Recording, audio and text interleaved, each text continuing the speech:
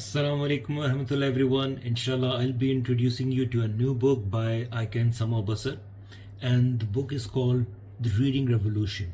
Read, Retain, Transform. First thing I want to discuss with you is the objective, why we have written this book.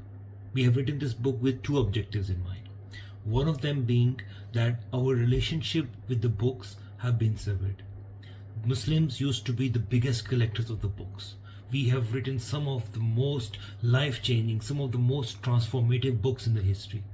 Muslims used to build some of the biggest libraries in the world. But unfortunately, this is not the case anymore.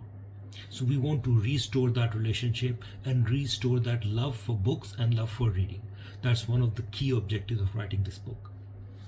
The second objective has been that many a time it happens that when we read a book, then a few months after that, or one can say a few weeks after that, or if you allow me, I can say even a few days after reading that book, we forget what we read in it. So we want to change that situation. We want to be able to harness the power of the books and be able to remember what we read and be able to apply. So that is our second objective for which we have written this book. Inshallah, in this book you would find the techniques that would help you reverse the current situation and would help you retain what you read, inshallah, and be able to apply them. So these are our objectives for writing these books. Let us now see how we have organized this book. We have organized this book in three sections. Section number 1 is about inculcating the love of the books, and we have done that in different ways.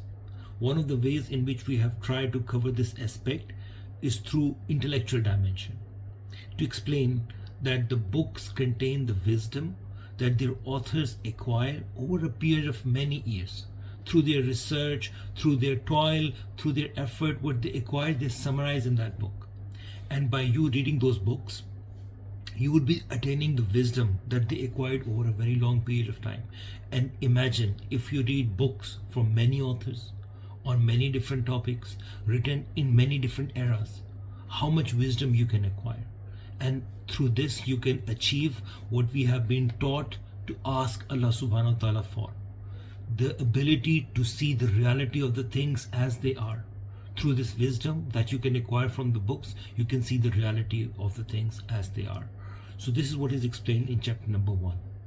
And then chapter number 2 explains the transformative power of the books throughout the history.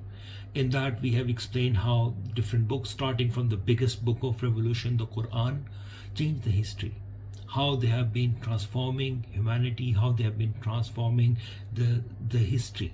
The story of history is actually the story of the books. This is what we have summarized in chapter number 2. Chapter number 3 is my favorite chapter. It is about the love our aslaf used to have for the books. And I wouldn't present any examples for you in this short video, but I can tell you one thing. When I was writing that chapter, I was having goosebumps, and just by imagining how much love our aslaf used to have for the books. So I highly encourage you to read that chapter, which concludes our section number 1. In section number 2, we have explained the importance of the books in terms of your mission. You are not here without any mission. Allah subhanahu wa ta'ala has sent you here with a very defined purpose. What that purpose is for you. What is the direction and command from our beloved Prophet ﷺ in that direction? And how can books help you achieve that? So when you read books from that perspective, you would read them from a very different angle. When you would read the Quran from that perspective, your recitation of the Quran would be very different. You would then read it from the perspective of implementing it in your life, transforming yourself, and then transforming the humanity. What exactly is the way to read the Quran to achieve that? So this is what we have tried to explain in section number 2.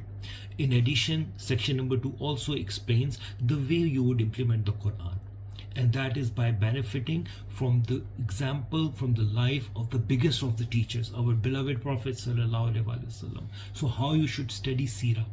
So when you have to enable that transformative power within you and work on the mission that Allah subhanahu wa ta'ala has given you, then you have to read the books in a different way. You have to read the Quran in a different way. You have to read Seerah in a different way.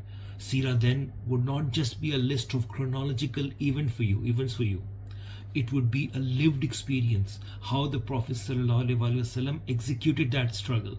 So this is what we try to learn when we read Seerah from that angle. So these are some of the things that we have explained in chapter number or section number 2.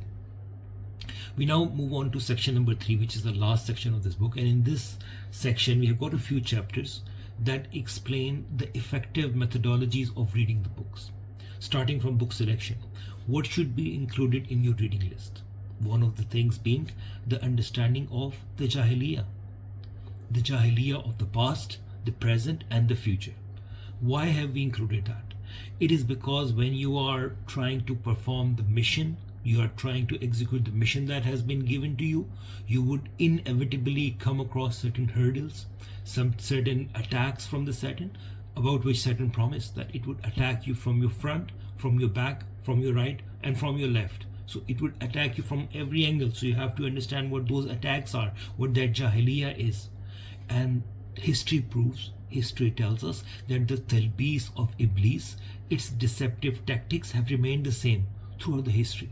Again and again he uses the same deceptive techniques. So if you understand them, if you understand the Jahiliyyah of the past, and then you would be able to decode the Jahiliyyah of the present and the Jahiliyyah of the future.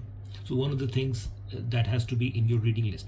And there are other aspects as well, which you can inshallah explore when you read the relevant chapter from the book. Then we have explained how to select a book. When you go to a bookstore, you go with a purpose. You don't just go and see which title looks the best. You go with a purpose. You go with the research about whose writing you are searching, for how it would help you work on your mission. So there's a chapter on how to select the books. Then there are chapters about preparation for reading, what you need to do before you start to read. Then when you start reading, what do you need to do to retain the most? How does the psychology of reading work? So these are some of the things that we have tried to explain in section number 3. Inshallah, I hope you would find this book really beneficial, and I highly encourage you to read it and also to share it with others and also discuss it within your family. Inshallah, this book can reverse the current situation that our ummah is going through. We have to connect with the Quran, we have to reconnect with the Seerah, and we have to reconnect with our history. We have to decode the past in order to be able to decode the present and the future. So this book is a humble effort in that space. So I encourage you to read it, and please let us know your feedback at 𝗧𝗵𝗲. You can visit our Facebook page or contact us through email. So may Allah subhanahu wa ta'ala accept this effort and make it a sadaqah jariyah for everyone involved. Assalamu alaikum wa rahmatullah.